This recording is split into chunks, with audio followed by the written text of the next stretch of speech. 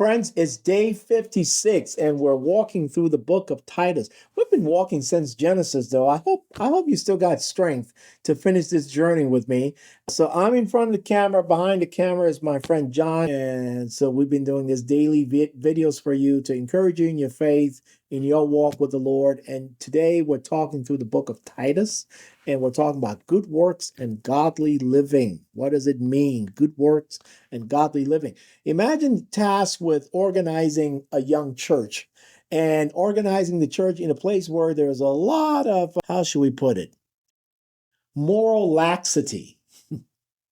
That's the situation with Titus, all right? So Paul is writing Titus and actually encouraging him in his own faith, but also encouraging him in sound doctrine and in godly practice. So all of these letters, whether it's Titus, it's Timothy, these are short pastoral letters that are written to sometimes young pastors starting off in communities that are kind of difficult places to work and to live.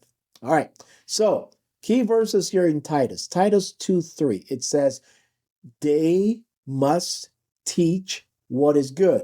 That's important to understand what's going on here in terms of the full framework and context of Titus. Paul is writing to Titus and encouraging that you got to teach what is good, all right? Slaves are to be subject to their masters in everything, and there's a lot of controversy around, when Paul wrote that, what he meant. And he also encourages Titus to teach the people to be ready for the appearing of the Lord. Again, it's a pastoral letter. It's meant to encourage people. It's meant to speak to them where they're at, but it's also meant to put life in a broader context, okay?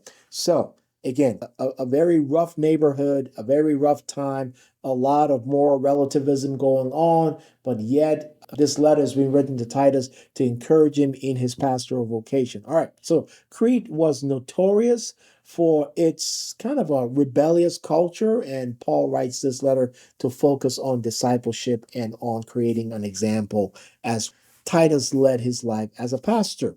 A little bit of theology here. There's a link between right belief and right behavior. So if you believe the right thing, then you behave a right way. So emphasizing that when we believe the transformative power of the gospel, then the light and the life of Christ emanates in and through us. Okay? So practical takeaway, live out your faith through good works. So it's not just about believing the right thing, but it's about modeling the right behavior.